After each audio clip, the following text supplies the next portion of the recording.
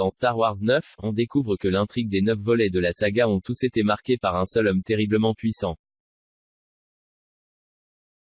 Cinéma, l'épisode final de la saga des Skywalker. Voilà comment est présenté le 9e volet de Star Wars, réalisé par J. Abrams est visible en salle depuis ce mercredi 18 décembre. En effet, depuis la sortie de La Guerre des Étoiles, en 1977, les différentes générations de cette famille au puissant pouvoir bien souvent à leur insu, du moins pendant un temps, sont au cœur des 3 trilogies cinématographiques qui se sont succédées. Jusqu'à cet ultime opus donc, l'ascension de Skywalker. Sauf que malgré son titre, ce dernier film vient jeter une ombre. Et pas des moindres. Et si, en fait, c'était un tout autre personnage qui était le pivot central de toute cette histoire? Et si un seul et unique protagoniste était en réalité la cheville autour de laquelle s'articule tout le cycle développé durant 9 films et sur 4 décennies? Au commencement était Anakin Skywalker. Voilà l'histoire qui nous est contée dans Star Wars. En 1977, quand sort le premier volet de la saga, le monde découvre un jeune homme, Luke Skywalker, dont le père susnommé est mort. On apprendra au fur et à mesure des films que ce dernier est en fait passé du côté obscur de la Force, ce champ d'énergie qui lie toutes les choses et êtres dans Star Wars pour devenir Dark Vador. Un peu plus tard, le méchant le plus célèbre du cinéma finira par revenir dans la lumière au terme d'un sacrifice héroïque et d'une réhabilitation mémorable.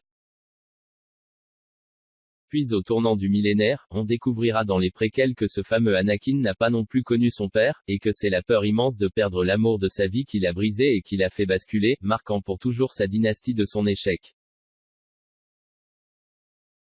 La preuve, dans la dernière série de films en date, le petit-fils de Dark Vador suit ses pas sous le nom de Kylo Ren et pourrait bien embrasser définitivement les ténèbres.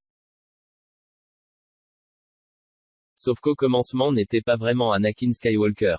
Ni C-3PO, le droïde volubile dont l'interprète, Anthony Daniels, est le seul à être apparu dans les 9 films qui composent la saga. En effet, comme nous l'apprend le 9e et dernier volet de Star Wars, un homme est peut-être encore plus important que la famille Skywalker au regard des événements qu'elle traverse, l'empereur Palpatine. D'inoffensif politicien à empereur galactique omnipotent, souvenez-vous. Dans la trilogie préquelle de Star Wars, ce n'est pas seul qu'Anakin Skywalker va basculer, laissant sa douleur et sa terreur le guider vers le côté obscur. On réalise à mesure que l'histoire progresse qu'un homme tire en fait les ficelles, lui fait craindre le pire pour sa femme Padmé, le tente avec les possibilités offertes par la maîtrise du pouvoir des Sith, les alter-ego maléfiques des Jedi, le retourne contre ses maîtres et l'influence sans relâche dans la mauvaise direction, celle de la quête du pouvoir, l'inoffensif sénateur Palpatine.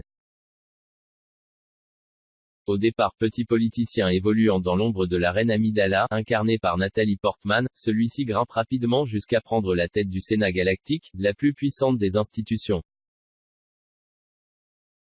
Mais en retournant Anakin Skywalker, il finit par révéler qui il est vraiment, Dark Sidious, un seigneur Sith au pouvoir terrifiant, obnubilé par le pouvoir au point de s'autoproclamer empereur galactique après avoir fait tomber l'ordre Jedi et les instances républicaines.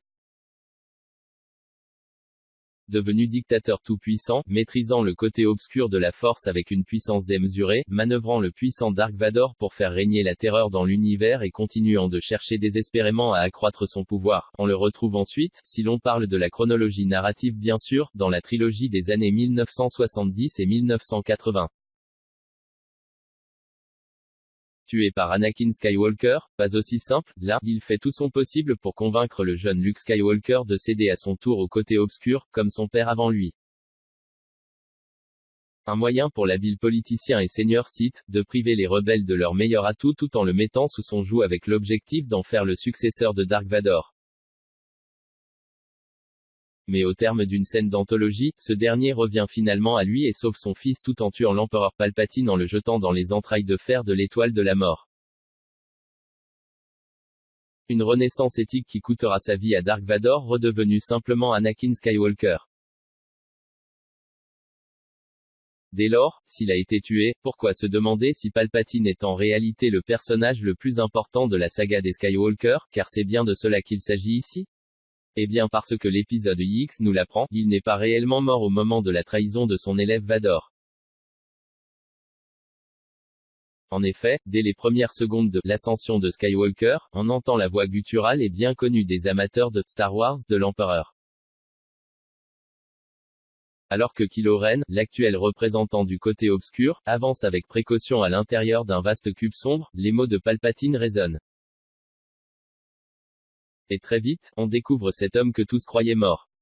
Complètement décharné et nécrosé certes, mais en réalité bien vivant, il est maintenu en vie par un harnachement mécanique. Surtout, on découvre dans le décor des enveloppes d'êtres vivants ressemblant à Snoke, le mystérieux maître qui a formé Kylo Ren, ainsi que tout un équipement électronique.